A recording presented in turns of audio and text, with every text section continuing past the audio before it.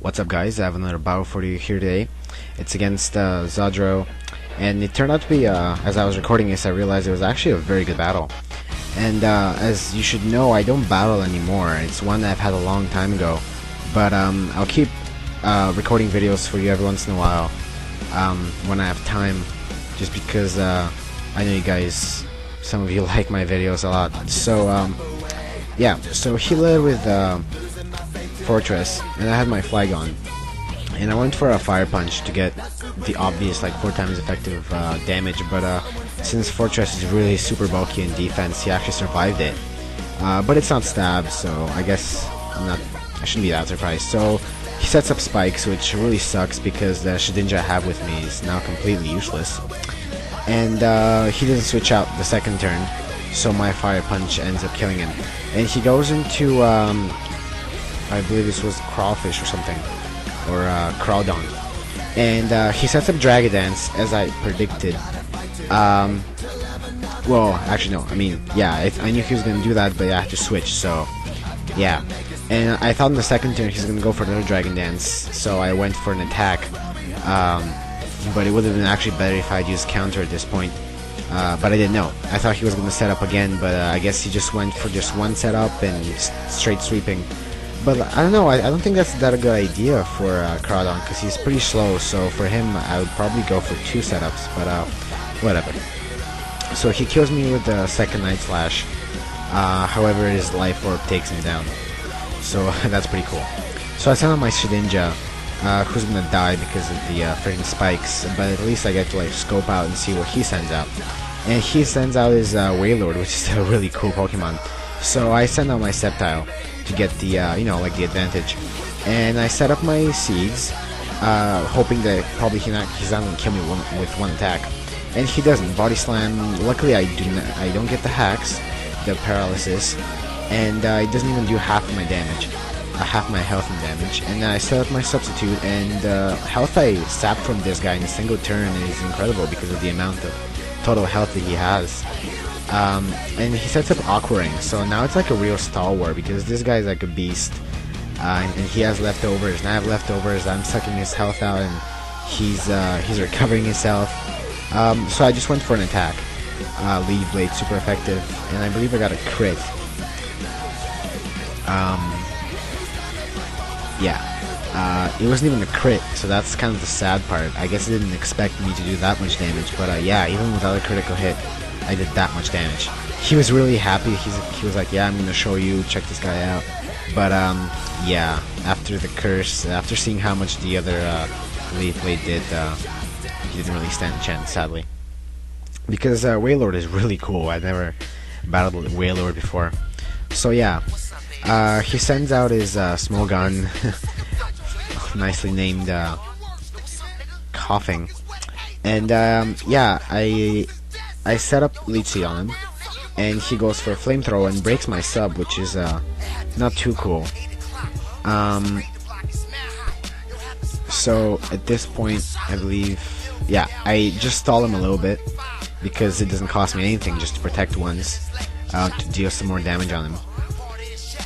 And I believe I switch out because he can hurt me quite a bit. Actually, no, I continue stalling him. I'm basically doing the sub-seed tactic that this Sceptile basically carries. So yeah, because with the leftovers and the Leech Seed damage, I pretty much recover the health in 2 turns with the Protect that I lose from a single Substitute. So I can basically keep doing this forever until he dies. So yeah, he goes for Flamethrower, and it's basically kind of like a boring Star War, but it's not that bad. It didn't last for too long. Because he has leftovers, and it would have taken forever, considering that the only damage I'm dealing is with Leech Seed. So I protect, he uses flamethrower again, same thing. Classic Star Wars case. So yeah, as you see, like, my health recovers in the 2 turns that I get. Even more than recovers, actually. So yeah, he basically switches out because he sees that this is pointless. When exactly the turn when I use an attack. This is cool because for him, I mean, because his ninja doesn't take any damage. So yeah, he sets up Swords Dance as I switch into my Flygon.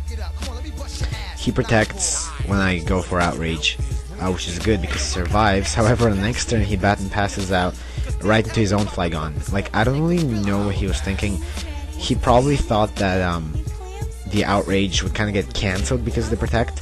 And I don't remember, honestly, I don't remember if it got cancelled and I had to reselect it, or if the first one just didn't count and it automatically went for another one. Either way, yeah, I did Outrage again and completely obliterated his own Flygon that he sent out.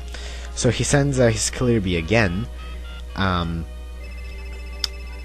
I got confused from my Outrage, and then I take damage from that, which really sucks. And he actually does a tremendous amount with X-Scissor. This thing was really beastly, actually. A really cool set that I have a similar ninjas that I have, which is basically like an offensive one. I think it's because he already set up Swords Dance ones. But if he didn't, that means it's really strong. But yeah, Ninjaska has very, very decent attacks, like 90 or something. So yeah, he switches into his coughing to maybe he predicted the fire attack coming. And Camera Up does a very decent amount of damage. I was very proud of Camera Up at this point. He didn't really let me down. He goes for Pain Split, knowing that Flamethrower is not really going to do much. And even with the decreased health, Camera Up still managed to knock out the coughing, which is really cool. Because Eruption goes down in power as the Pokemon's health goes down. And yeah, see here, it's not effective, but he still kills me, which is shows how good this Ninjask is. I keep calling it Shedinja because I use Shedinja. So yeah, at this point I just send out the big guns, and I could have used Ice Shard, and I did, but he used Protect. So I'm like, no, let's screw this, no point to go for Ice Shard, let's just knock him out in one turn with Rock Slide. But I missed, and at this point I was actually kind of afraid that I might lose because, I mean, seriously, this thing is really dangerous with X-Scissor. But yeah, luckily the second one lands, and I knock out the Ninjask, and that's it.